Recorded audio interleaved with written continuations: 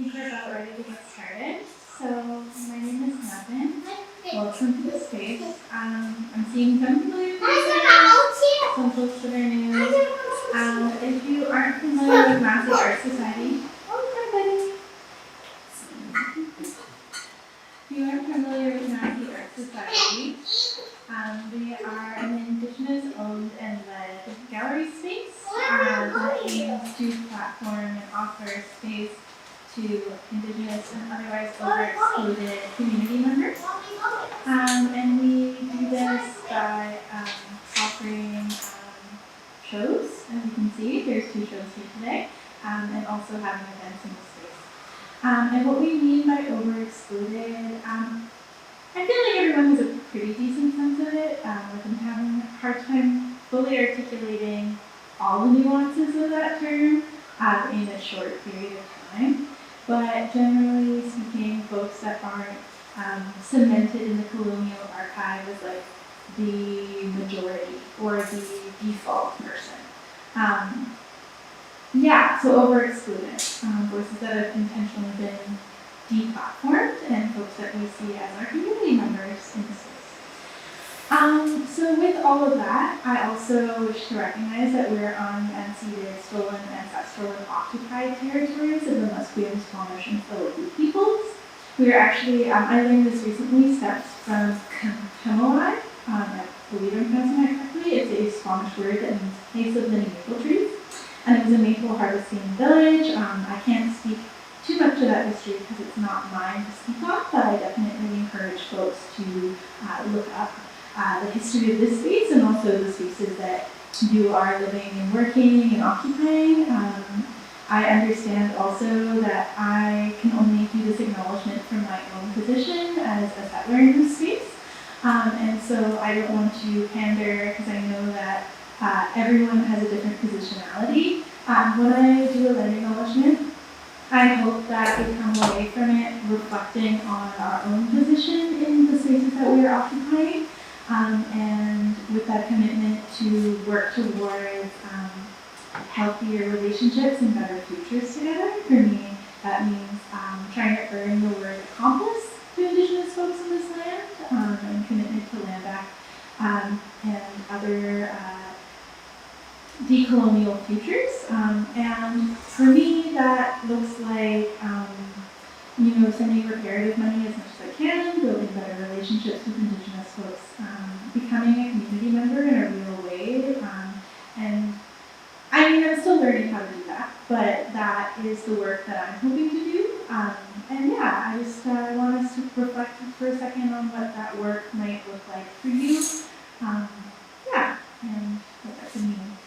With that, I want to welcome you to the space. A couple notes really quickly. Access notes. We have a single washroom. It's genderless. There is a lock on the door and a guardrail next to the washroom. It is wheelchair accessible, but there is no button. So if anyone has any issues accessing the washroom for some reason, please let me know. I'm happy to help in any way I can. I want to recognize also that we're in the downtown east side, and a lot of our neighbors are struggling with colonialism and capitalism in some of the most visceral ways possible. And so I am also prepared to administer naloxone and have a kit on site if you witness somebody or are having a personal need for that. Feel free to ask me or come back to the space even if that's something that you encounter on your journey home today. With that, I want to welcome Wint up, my colleague, and hope you enjoy the event. Also, last thing, I will be filming at the back, but that focuses on this space here, so none of the audience members are being filmed. Thanks.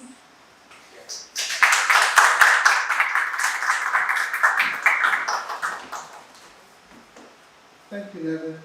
I used to have Nevin's job. So, I don't know. I feel wonderful to be here. How are you all feeling? Good?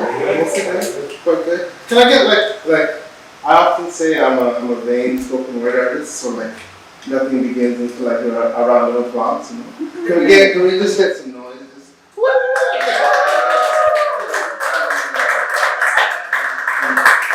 the international sign for let's have a good time. Thank you for joining us in this humble, cozy Sunday afternoon poetry reading. You all are my favorite kind of nerd. You're in the right place. I'm grateful to be here. I'm grateful that you're here with us. So we have, 4 lovely, talented poets from different parts of the country with different histories. And so I am looking forward as much as anyone in the room to the diversity of voice that we're about to welcome into this space. And so with that said, I should also remind you that if you are so inclined, we have books for sale. Every poet that you hear today will have a book for sale. We also have, water that you can have. We can also sell you some light refreshments if that's your thing. If you're a day drinker, we can figure that out too. If you want wine at 2:21 in the afternoon, we can do it. So with that said, let me introduce you to our first reader, who is Ivan Drury Zarin. Ivan is a longtime socialist organizer, writer, and publisher who lives on the unceded territory. Oh, no. Yes. Ivan is all of these things. I thought I got the order right. Ivan is a longtime socialist organizer, writer, and publisher who lives in the unceded territories of the Musqueam, Squamish, and Tsleil-Waututh Nations in Vancouver. He is a new parent with family around Vancouver, central Saskatchewan, and western Belarus.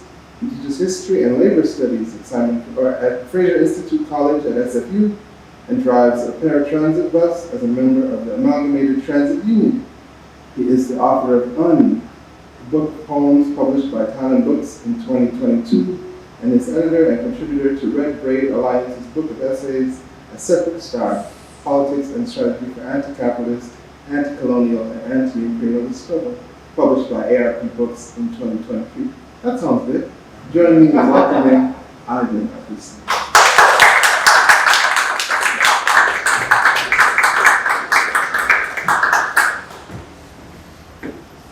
Thank you so much. It's strange to the bio reading is always so strange. So I'm not going to read from my book, which is for sale here, which I kind of want to read from, but I finished a chapbook kind of for this weekend, and I want to read this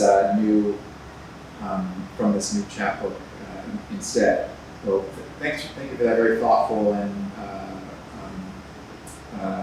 reflexive land acknowledgement, territorial acknowledgement. I also, living on these territories now, I want to reiterate the problematic of standing here talking about colonialism and imperialism and capitalism while being complicit in a settler colonial occupation. And the words we can say about reparations and land recognitions are always inadequate because colonialism is a material problem and the discourses get away from us. But the worst thing is to not. So this chapbook, which I just printed, I have some for sale for $3 if you want to buy one. I'm going to read 2 out of the 3 poems in it. It's actually more like one poem that has 3 sections. It's inspired by the police attack on the tent city on Hastings Street in the spring of this year. And I wrote an essay about that as well that was published by Against the Current magazine in Detroit. That's included in the chapbook as an appendix. So the programmatic parts in the article, not the poem so much. But the poem reaches back to discuss displacements and exclusions and the creation of a Vancouver civil society historically, starting in 1911. So that archival work is, I did some archival work in order to write the first 2 parts of this poem. I'm reading the second and third part. I'll start with a very short poem, which is a found poem, an excerpt from a Vancouver Province article written by an anonymous staff reporter on May 16, 1914. It's titled Two Forms. Everything was in readiness when the men stepped on the platform, and the execution was carried out without a hitch in just 33 seconds. Standing there with backs to the prison wall, which hung like a sinister shade over them, they looked out towards the land of the setting sun, away from the dawning day and into the shadow of night that was so near them. A guard on either side of them. The two stood upon the grim gallows, and as soon as Hangman Ellis's preliminary work was completed, the officials stepped back, the lever was pulled, and the two forms shot from sight beneath the gallows platform. Killing the bull.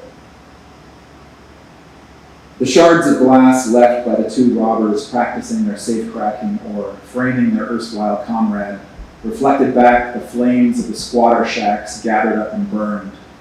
Bright torches in the night, grasped in the fist of the civic bourgeoisie, hot in pursuit of Frankenstein's monster.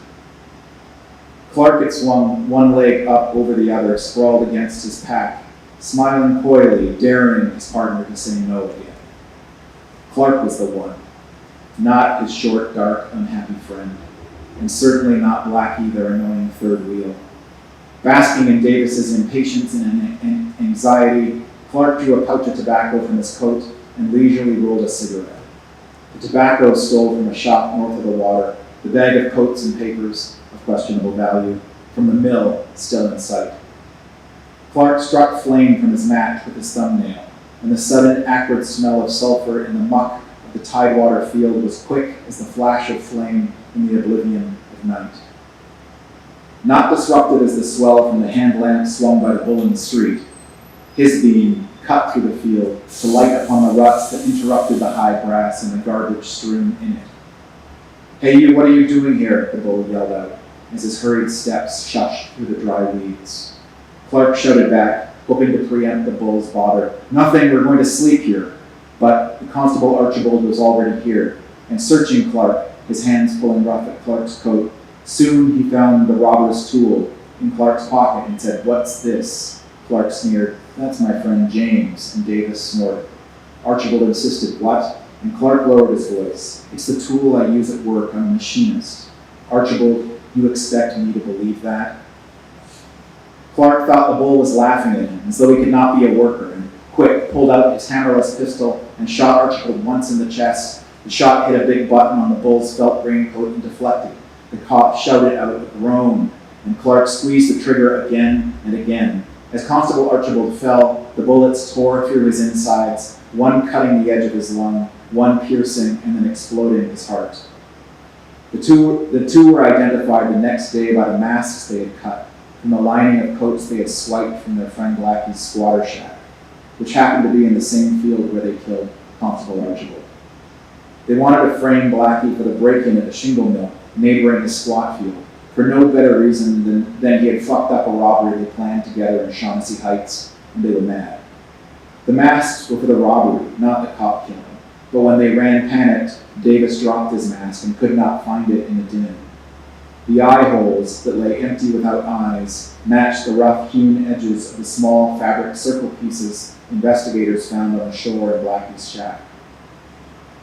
In jail, awaiting trial, Clark was visited by his mother, who told him so ashamed was she, would not attend his sentencing hearing where he would surely be sent to his death. He tried to escape by attacking the guard with a length of pipe, and when that failed, he attempted suicide by hanging with a torn cloth, and that failed too. He lay in his regrets like a grave. Ghosts rang the bell looking down, with faces open like a scream. On May 15, 1914, for the killing of Police Constable James Archibald, Herman Clark and Frank Davis were hanged in the jail yard of Ocala prison. The newspaper editors cheered and called for the good gallows to open their maw against the nervous feet of every robber and mother and unemployed worker in Vancouver. And the city fathers sent down the order to trample and evict and burn every encampment, every Indian rancherie, every brothel, and every penniless shack in the name of Constable Archibald. Sparks from the boards of Blackie's shack aflame in the night danced coordinated with the dust from the Alexander Street brothels nailed shut, or drifted together in the muddy field left where the police had mowed down the tents of the indigenous camp at the eastern edge of the city to make a collective memory, to simmer and take great form, to come back bold and violent as the killing of the cop Archibald, to grow giant. the giant, dedicated to the dangerous poor. When the police arrived to tear down the tent city, they came from all sides. Police came from the west, flying like investment capital from the financial district, ricocheting the mirrored towered, the police battalion a crystal eye washed with the center of a flame. The police can see you, but you cannot see the police. Police came from the south, politely out the front doors of single-family homes, the pragmatic and reasonable police, arrived with the voice of local CBC personality Stephen Quinn, blaring from speakers mounted on their luxury police wagons.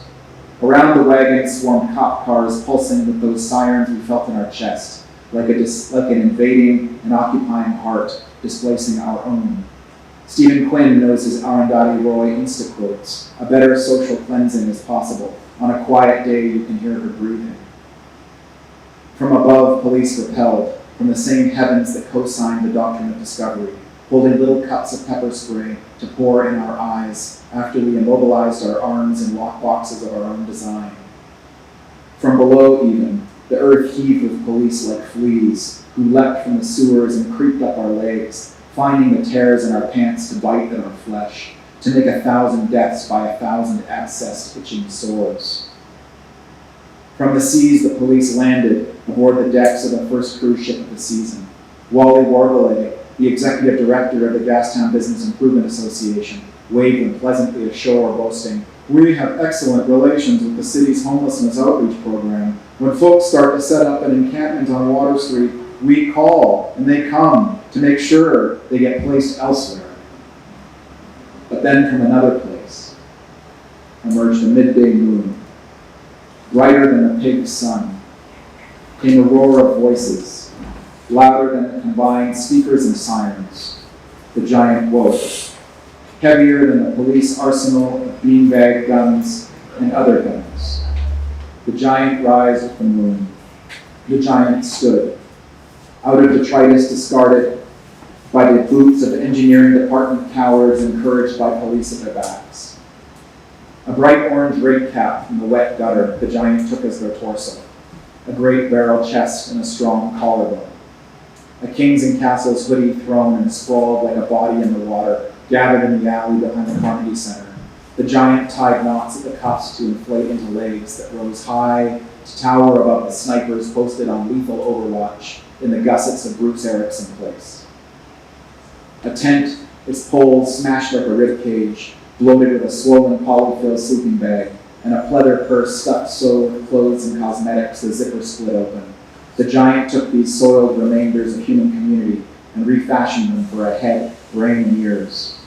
For eyes, they tore small circle pieces from a polyester lining coming loose from a suit jacket someone scored from the shelter clothing room for a job interview. Astonished, the police gaped its open mouth, while the giant gnashed their teeth and spooned their eyes out in every direction, seeing all. The giant power accumulated from the life force of every humiliation, of every death under the system of policing. Power enough to catapult the limp bodies of 1,448 officers up and out of the streets to smash against the granite cliffs of the mountains that border the city like castle walls. The police would understand the hatred it has earned. No pause, no mercy will come. Our giant will come.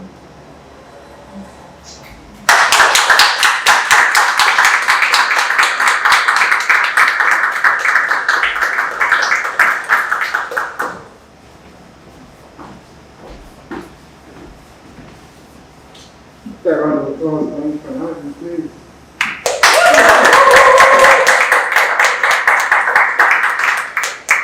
I love that. I love that. Like, I can already feel there are so many threads of commonality, common consciousness, common politics that are going to be woven in this show. So thank you for getting us started in that way.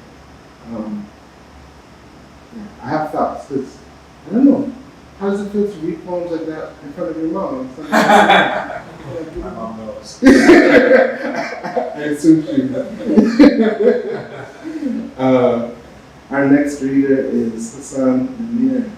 Hasan graduated from Talonbooks University with a BA in English and received the Ying Chen Creative Writing Student Award. He is the author of God in Pink, which won the Lambda Literary Award for Best Gay Fiction and was chosen as one of the top 100 books of 2015 by the Globe and Mail. His work has been featured on Huffington Post, Shaw TV, Airbnb, in the film God and Wint, a documentary, Breakfast Television, Toronto, CTV Morning Live, Saskatchewan, and he was recently named a writer to watch by CBC Books. He's done so many things. The bio is so dense, I won't read it all to you. Please join me in welcoming Hasan this time.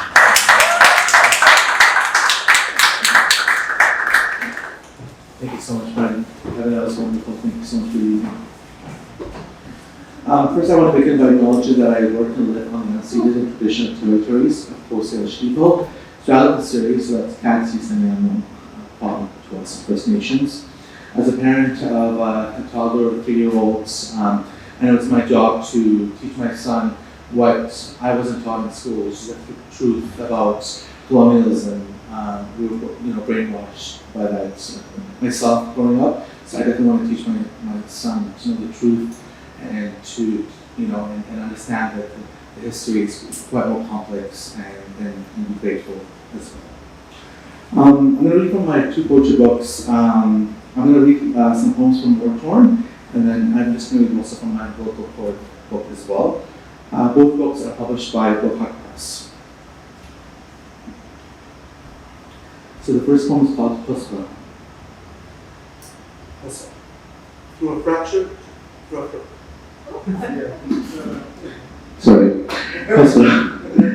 Through a fractured window, I'm overwhelmed by the revolt. Close the window. This is my mother, war-stricken and restless, carrying a photo album in her hand. A book of colored spaces. I look through these photos, forced to choose. I let her decide over the flag, gagging the pole. Mama, you knew. Help me, son, I want to see your kids. She poses like a wax mannequin, stunned near the radiator. Through her eyes, I am consumed by years of family history. I'm about to claw the roots of the olive tree. I am now a husband.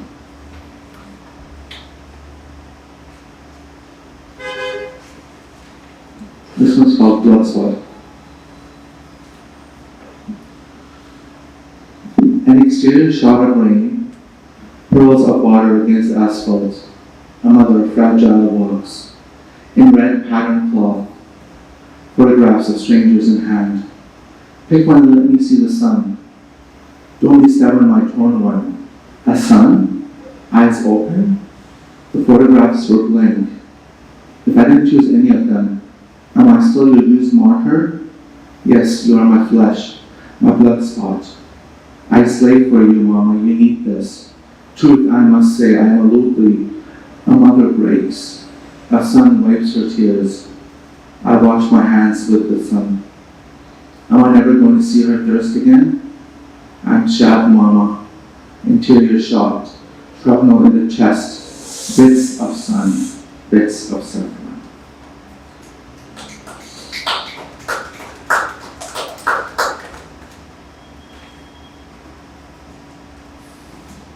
It's going to be one more, and then I'll read from the local authority.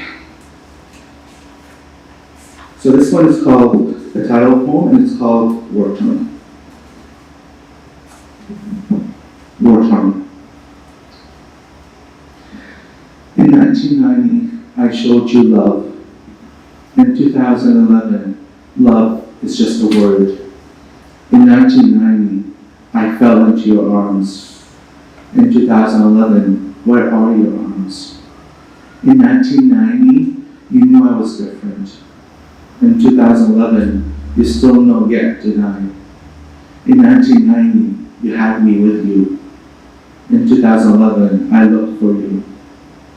In 1990, you needed me and I. In 2011, I really need you but you. In 1990, you could have died but I. In 2011, I would have lived, but in 1990, I was 21 years younger, and in 2011, I was alive and well. In 1990, I was also alive and well. In 2011, I saw myself return. In 1990, I'm on my way to you. In 2011, I'm alive and well. In 2019, how are you?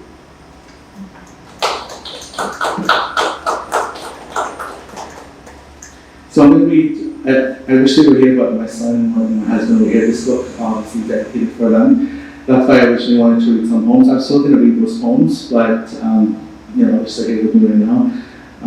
My family is my everything, and this poem was about my whole family story and how Maui came to the world through the selfless gift of my sister-in-law Karen, who was our surrogate.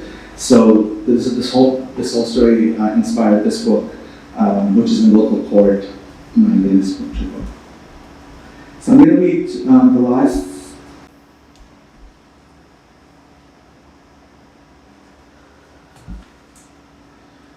Dear child, you are a hopeful message. You are the messenger of love. The year blinks in an eye. I'm still in this dream. Am I allowed to pause? I'm a father. I remember one time you were carrying me on your shoulders. I was 2 years old. I could still feel safe in my memory. You would take me to the store to buy some candy. You gave me everything I wanted. You bought me everything I needed. You were the best friend who loved me, but couldn't accept everything. I was young when you told me you would pay for my wedding. In fact, I insisted that I would pay for my own wedding. I was once into acting and wanted to win an Oscar. You told me that you dreamed that I would be a famous author. We shared a mutual dream, but when I fulfilled it, you weren't there. Instead, you stood with them, ashamed of me, when you knew all along, I'm not going to say I'm going to be a better father than you. No, I'm not. Not that God has gifted me with your grandson, Malik. Because you were a great father, and I'm so thankful to be your son. You saw me in your grandson, and I will always speak well of you. I will always teach my son that you are a great father. I can't remember the last time I was in your arms. Don't worry. I still pray that we meet once again. Even just for 1 minute, a quick way for all the years, 20-some years of a father and son bond. I promise you that I will always be my son's Baba. I will support him in any path he wants to take. I don't blame you for standing with them. I'm a father and you are mine. This one's called I'm a Mother. When I was young, I wanted to be a girl. I liked playing with Barbie dolls. I love belly dancing. I love imitating divas. I had baby Barbies. I knew I wanted to be a mother. Yet I'm a man with motherly feelings. I moved on with those feelings. I had to be a man and marry a woman. I could only be a father, not a mother.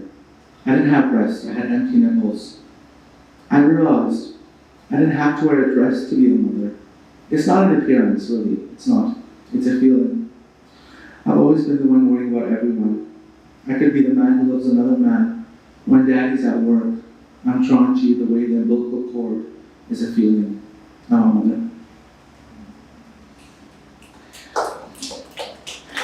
Dear child, your parents switch roles. We are your mother and father. Our family is unique like us. God brought us all together. The umbilical cord is forever. And now I'm going to read the umbilical cord to the telephone. Umbilical cord. This is a thread of life, a lifetime commitment. My ancestors and genes in milky white. Your dad's legacy in an egg. XYYX, XYYX, XYYX, XYYX, XYYX. Please attach. Sleepless nights, interfered prayers from Mama and Mom. Surrogate couldn't wait to tell us the news. She secretly took the pregnancy test. I was speechless. I felt the umbilical cord wrapped into my flesh. I felt your heartbeat long before the ultrasound. Tender particles of roses fall on our heads. The gender reveal ceremony made me wonder. My heart knew I wanted you, Malik, but you could have been Malik.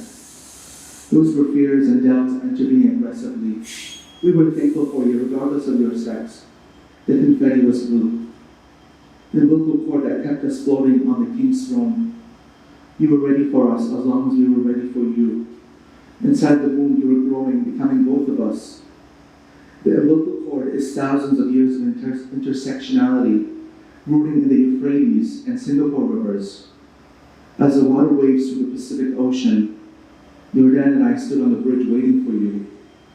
I met him on April 9, 2011, when I saw you waiting for us. You didn't want to wait anymore. 32 weeks, 4 days, 6 weeks early. You just wanted to be with your dad and Baba. This was your umbilical cord. Baba and Dad had cut through it. The string which life flowed through. Blood vessels pumped through your heart. Your cry was so soft, yet loud enough to announce arrival. You have my eyes in your dad's ears and nose. You have my forehead and your dad's light hair.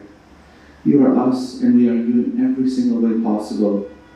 Dear child, this book is a letter of hope, like the umbilical cord that kept us dreaming. Someday the three of us will stand together on the bridge.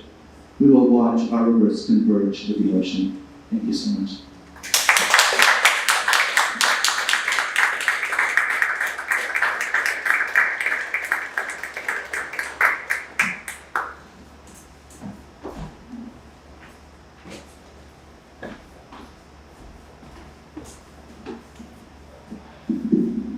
Another round of applause for Hasan Namir.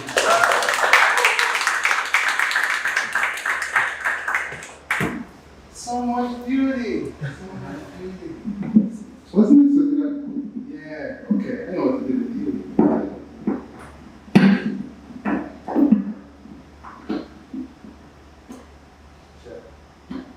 Check. Yeah, that's better. It has like a medium setting, and that's like a place to be, I think. Are we still feeling good? Yes. Wonderful, wonderful.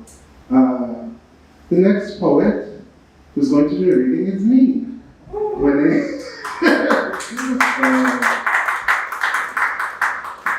It would be the height of awkwardness for me to read my own bio.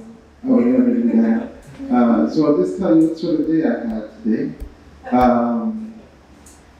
I went to bed at about 3. I woke up at about 8:30 this morning. My big task, other than being at this show, was that I'm making a film currently about like my disability and like my disability through the lens of self-care, and then also like what I've learned about self-care from my mother and her mother. And so part of making that film or reading that narrative required me to interview my grandmother today while my mother was right beside her. And so that was like, a great way to begin my day. And so what I learned was that my great-grandmother, whose name is Christiana Haynes, was a midwife and was known throughout St. Philip Barbados as such, and that she helped my grandmother have all 5 of her children in our family home in Barbados, which is amazing. I didn't know any of that before today. So I'm coming to you with that gratitude. And I think that's a better bio than telling you about my poetry accomplishments. So, hi, I'm Brandon. I'm going to read one poem from my book and then a new poem that I quite enjoy.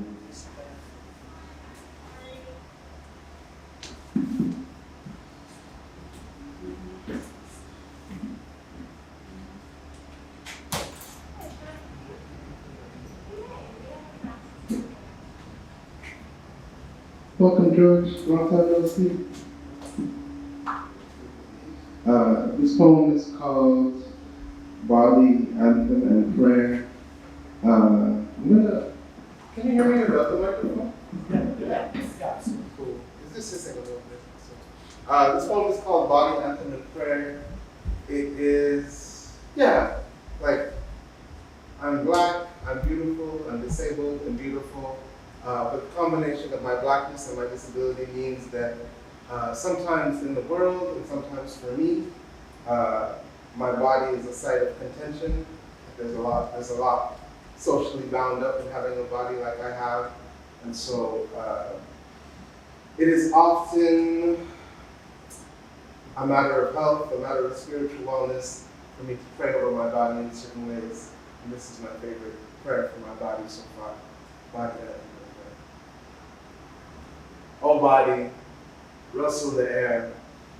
Bless dandelions with your long shadow. Toss your reflected gaze into jars of honey. Offer your fingertips like figs to the mouths of lovers. Gather in your hair the ticker tape cherry blossoms. Give your scent to water, to a river, a tincture of your held breath. In every gesture, swim, make the chest a splintered seed. Be a moonlight, a devotion tireless as winter. Be, if you must, a singular anthem. Soften the brutally human. Sing with the corvids instead. Body, I unleash you for mere puppetry of flesh. Unspool you, unscorn you, unmake your map of bruise. Blood and dance you, nectar you hold it. Unghost you, conjure and mystique you. Unmyth you, elastic your bones. Luster you, encamp your latent shades. Mango scent you, lilac your hair.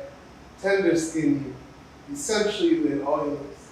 Anthem and voice you, intone you, sparkly divine with songs. I untether you, body, from museum of race. Unchain you from treadmill of capital. Release you now into fields of marigold, the archways of sunflowers bending. Body, tired animal, I fill your mouth with water, blue silky, and spirals of wind.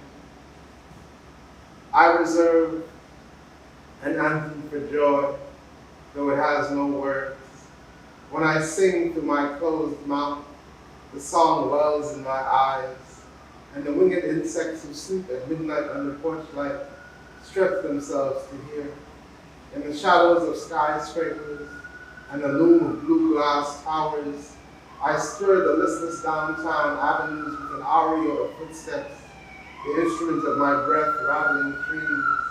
I reserve an anthem, private as bedrooms, where unseeable verses tumble from my body's every gesture, and a single finger raised into the heat of my wife's waist becomes jazz. Even as I sleep, and mosquitoes trouble the stillness of my face, I sing a hymn for the unseen world that holds together the human dance. My entire frame a grateful mouth, gushing quivered notes. I wake daily into this anthem, chorus of my life.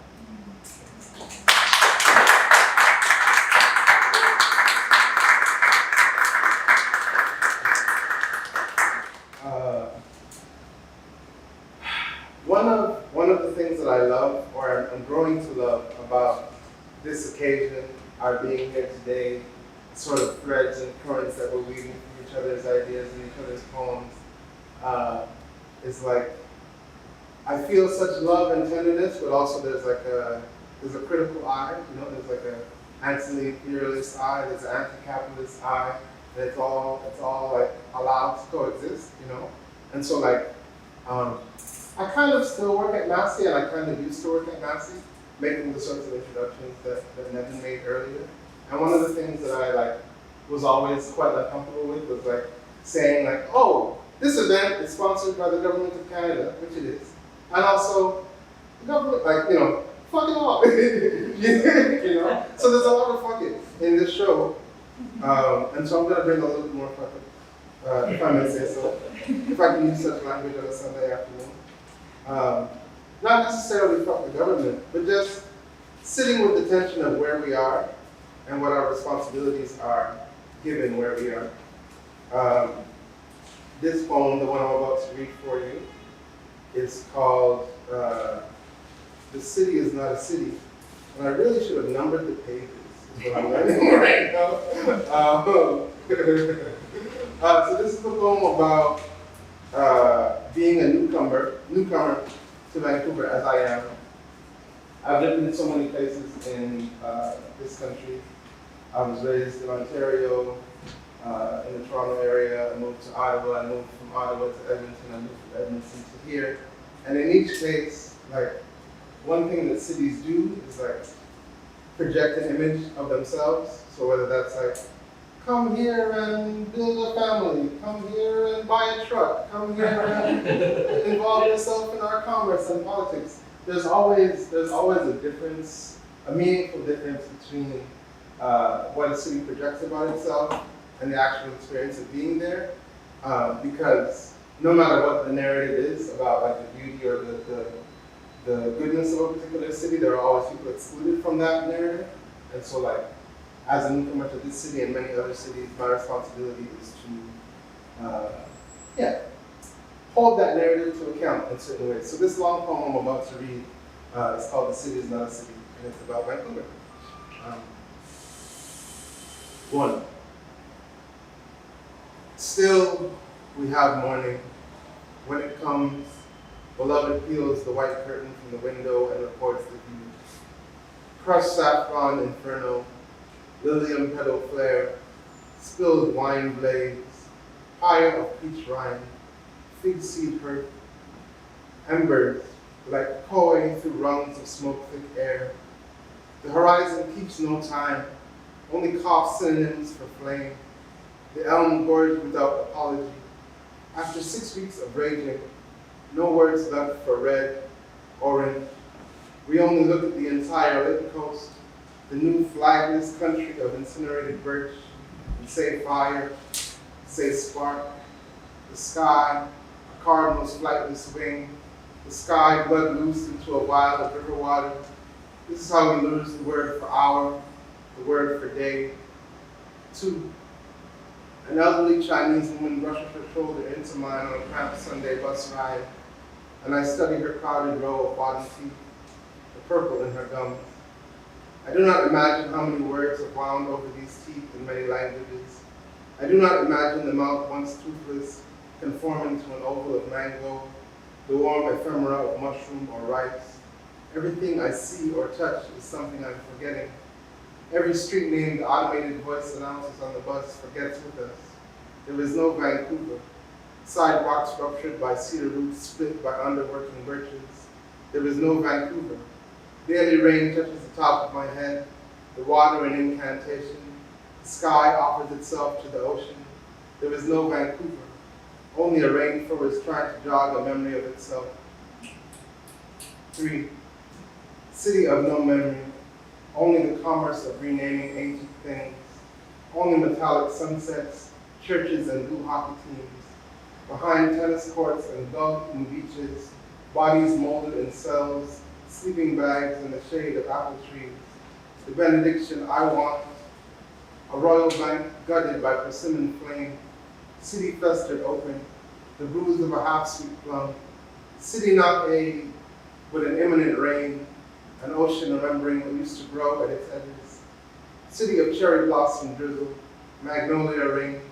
City of crushed raspberry sidewalks, pigeon strut, nocturnal jaunt of mice, raccoon's burglar amble.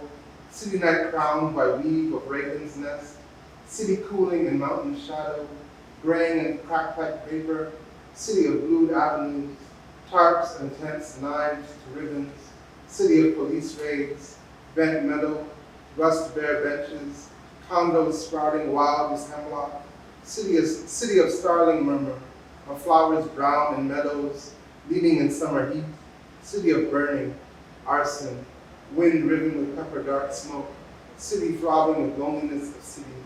City a warped map of Asia, a wandering between the smell of holy sputtering from the Punjabi market and the perfumed shuffle of Lolas returning from church. Bearded men on Fraser Street, bags laden with oranges and ginger. The Pacific's many mouths, Jericho Beach, Spanish banks, always peopled. Through the shirtless throngs, hip-hop drums waft. A woman in party hats and matching sashes smokes weed and eats cake on a wet log as one of them turns 40. White frisbees zip the horizon, fall in the gnashing jaws of flittering dogs. But who says the water is a mother, a body, purging itself of haunting, of us? where a toddler waddles toward the shore, where someone used to scrub their baby clothes, where an undergrad spreads his arms to swim, several have drowned. And who remembers what the water thinks, tallies but cannot speak, all the offered prayers and ashes, red, lavender, cedar, smoke, and stones, city of salt and blood and burning leaves, passing to a river, a watershed, to green gold moss ambling like baby hair, giant fir, vanilla leaf, western wild ginger, grass, grammar, breaking the parenthesis of asphalt, verdant leaf, photosynthetic reach, stretch of balsam poplars, city white flecked with bird shit and defunct pennies, like the ground, like my body, full of copper, zinc, and radio waves, unintelligible wafers of sound, podcasts lulling the sleepless, strewn with sirens and melatonin tablets, cocaine silting the water supply, crowded with branches, canceled flights, train exhaust, red leaves like the thin bells of tambourines, green vinyl awnings sporing with mold, the windows of former noodle shops boarded, the air turned canvas for graffiti, where poet is scrawled in white paint, air, red with the sign of a Chinese bookstore faded under rain, the ground, East Pender, a market of fruit and mushrooms, fish reek and hosed water, wind combing through desires, narrow to an office window, bus chute creeping through downtown. The city is only desired if you listen. Abacus of work hours, whole city, a clock, time blaring from every screen, a rush, a thief. Say city better than the word flight, thirst, wing, or any bird. Say city and mean spectacle of hungers. City wants a hummingbird's ruby throat, wants arbutus, winter maple, summer calendar glow, and mustard's pesto paprika sheen. Lust, blue-red as police cars screaming down East Cordova. Mayor's mouth, a bullet. Says safety means 100 new guns, 100 new blue guns. Means safety is dead. Means safety is a police killing. Some days, sun gushes melted candy through the lofted chatter of geese. Some days, the sun gushes something so light-flooded, I forget to ask.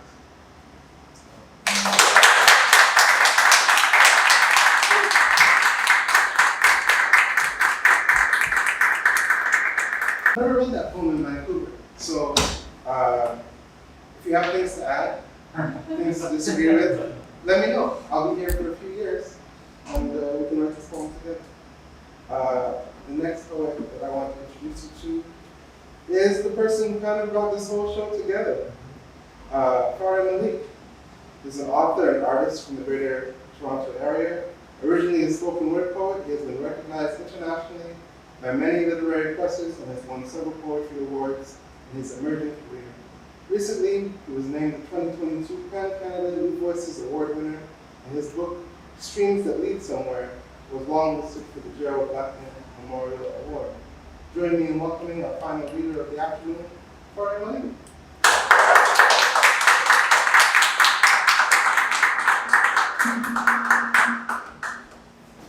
I'm also not going to use the mic, so can you guys hear me? Yeah. Yeah, we good? All right. Hi. Hello. Thanks for having me. Unfortunately, this is my last reading in Vancouver. I was honored to be here to learn from the artists in this area and to be able to network and catch up with old friends.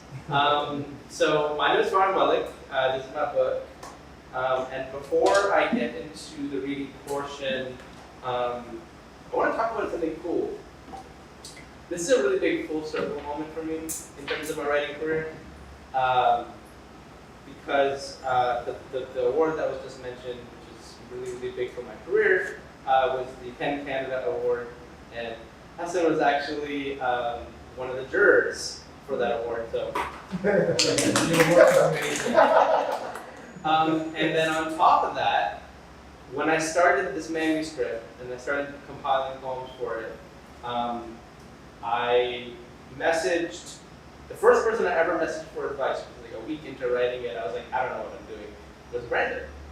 I don't know if you even remember that, but it was on Twitter, and we didn't follow each other. I was just like, this guy's cool.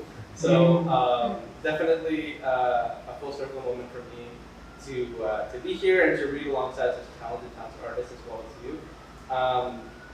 I'm going to start with a poem from my book. Please ignore my receipt bookmarks. It is a poem that I wrote to counter Islamophobic sentiments that I was seeing a lot in my community. I was born in Toronto. I lived most of my childhood in, I don't know if any of these cities will make sense to you guys, but like Oshawa, Whitby area, and then I currently reside in Hamilton, Ontario. And so this was about kind of my experience in Hamilton. So yeah. After 9/11, the war spilled into our hometowns and made us grow up too fast, and my homie sister don't wear her hijab. And all my friends on the ball team say they got my back when they overhear one of the dudes from the school across town say, I heard their team's got a fucking Muslim on it. And my face stays a silent obelisk, a statue testament to normalcy as I barely hear him. My ears have no capacity for bigotry ever since they were flooded the other days with the sounds of mosque windows smashing open to an uncensored night sky. And I want to tell this boy that the brick that they threw that day was 10 times heavier than the words you're floating up into the room right now.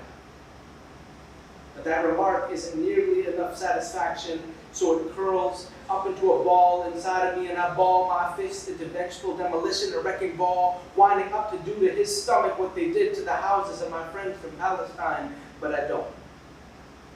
Because this isn't our part of town, and I'm reminded of when my cousins got caught cutting through the wrong New York alleyway by some rednecks with a pistol, and damn, I never realized that a 9mm barrel can look black ocean wide when you're scared enough.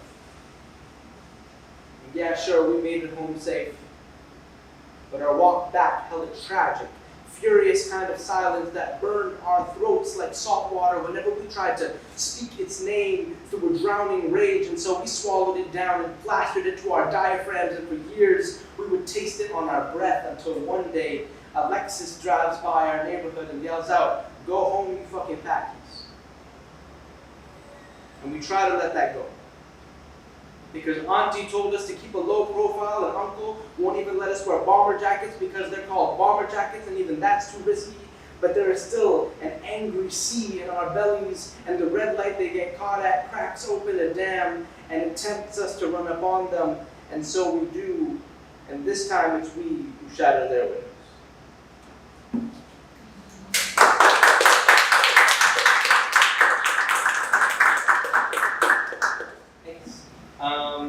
The next poem I'm going to read is called Colored Boys in the Suburbs Are a Novelty.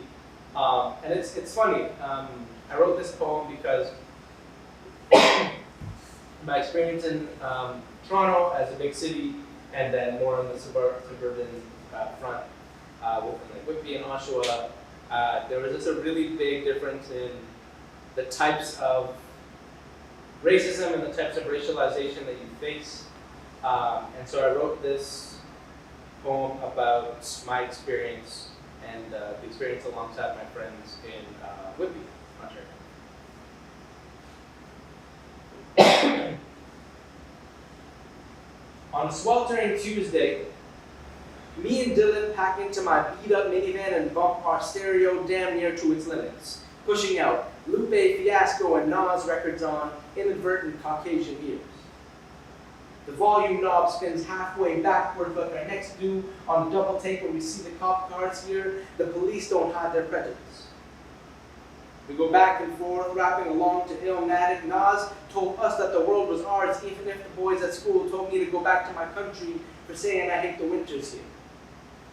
We breakdance after school, play basketball in our off time. These are our colored boy territories, and here live all of my friends, varying shades of rich mocha under echo and FUBU adorned battle armor. Every afternoon, a reminder that you gotta let your hair hang down in your face. A bandana is the gonna do nothing good for your image, son. Dust-caked asphalt drinks in the vibrations of our homebound running footsteps as symphonies of colored mothers fill evening air with the trust-droughted sound of, hell no, you ain't gonna sleep over at nobody else's house tonight. You know you're close to home when you're greeted by the bold smell of curry and garlic filling up the block with the confidence you haven't yet found for yourself. Too many memories of plugged noses, cocktails of laughter and disgust as I open up my lunchbox. Listen, I know all too well that people here in this suburb see my skin before they see I'm human. I remember that every time I have to shave my beard before I cross a border, or Pops warns me about wearing a kufi to school because, yes, son, it's cool that Muhammad Ali wore one, but you're not Muhammad Ali, and we gotta be extra careful around these parts. I think about the men who snatched the hijab off of my friend's head, how they built up temples to conformity on the land they broke her down on, how God once gathered enough stardust to fill her form, and how she is now collapsing into herself like a dying sun. Her colored boy clan would gather around a lit backwoods like a campfire, telling stories of places where melanin wasn't as potent a currency as here. The color board territories here don't have a border. They lie just beneath the ground of our neighborhoods like a trench, and so you have to stand twice as tall just to see your peers eye to eye. Suburban white folks like to say that they don't see color as their gaze meets the brown pine box home of a dead colored boy, and my mama still sees colored ghosts, and you ask her why she can't smile for you. She puts her head on my shoulder, and her tears run down my arm like a narrow stream. And I'm grateful that I can tell her that I'm still here. Mom, at least I'm still here.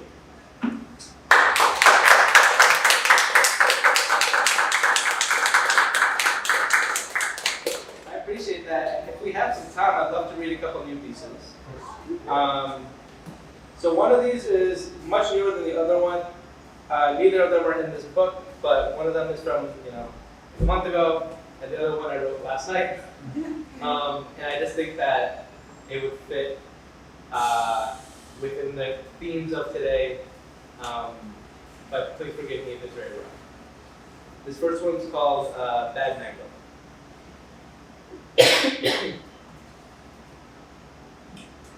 My mother glides the knife smoothly along the pungent jacket of a mango. She carves fluorescent countries from its meat, incisors honeyed borders. Says that back in our country they eat the skin too. Cook it down. Make use of every part because anything else is a waste. Says that's a good lesson for me. Says I need to practice my rendu with her if I want to be any good. Says my mouth curls in the wrong places like the chew of bitter rhymes. This is another part of them that is lost within me. I'm told this culture is a bouquet. Something that has clutched onto its own sweetness while being dislodged from home. Something they tell me will die unless I water it. They search for redemption in me, and I search too. On summer sahur, we sit in a circle around a kitchen table and tooth, golden flesh free from husk. Knead the fruit until the insides are froth and pulp, and poke holes. What does your Capri Sun have on this, son? This is like what we did in Pakistan. They cheer with their sugar tongues. Every house on this block with its kitchen lights on is a candle at a vigil, honoring a home lost to the boat or the plane, finding sanctuary in a reminiscence. A collective mourning around a fridge, squeezing exotic fruit until they burst, making sure to set aside the slices whose yellow has aged into coppered brown. Too soft and too sweet for these mouths. My city tells me that I am like those parts. That I have grown too well in this country, that I at least am Canadian enough to pass, that they prefer me tinged brown in a way that is overly soft and sweet. While my family chops away my overripe sections, proclaims that those parts are birthed for import, and don't remind them of the home they knew. Claim that good mangoes don't grow here. And I have to imagine that there is a place where they eat both.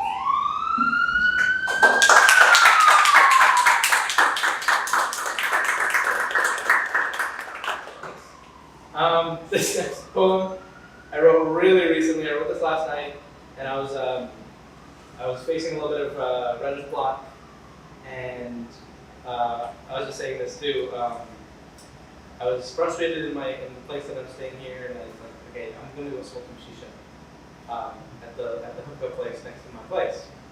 So I go there, and my second book that I'm working on, it's exploring these themes of I'm a second generation immigrant, and so how does that look in comparison to my parents who are first generation? How do we differ in our experience within this country and forming an identity here? And I just couldn't think of anything to write on. And as soon as I walk into the shisha place, the man who owns it starts telling me his life story about how he came to this country and how he's rebuilding his heritage through the shisha place. And basically, it just gave me an inspiration to write this about shisha. So this is called Shisha Spot Talk. The first time my chest was introduced to the hookah, I was like 16. And my cousins told me to chill, yo, keep it low key. We don't want folks around here knowing where we're from. And definitely try not to smoke it too good. It's dangerous for brown boys to be too good at anything these days. Fareh, didn't you hear about that kid who did too good in his science fair and they called him the bomb squad? And so make sure you breathe through your nose before your mouth. Man, that's how you get less smoke. That's how you stay on a tame pace. And my soul has never forgotten that lesson. I can't be too good. And I can't be too Muslim. And I can't be too mean. And God forbid my aunties learned that I spent my first hour at that shisha spot hiding in the bushes, thorns digging into my ribcage trying to get to my lungs before the smoke, and how my forearms and elbows and ankles bloody the leaves. And isn't it sad that the only territory I could mark as mine in this country was there, hidden in shrubs? And Mama especially can't know about how the NYPD officers indigoed and rubied the scene looking for brown boys to shackle with bodies too capable and minds too competent and arms too sturdy to not be tucked away in hedges. And told that when the coast was clear to come out and hit the pipe before they come back. And the old man who owned the shop coming to me and saying, son, there is little more like colonialism than when they come and tell you that your mouth is too young to hold the ashes of your ancestors. And I went and gulped it until it popped. Thank you.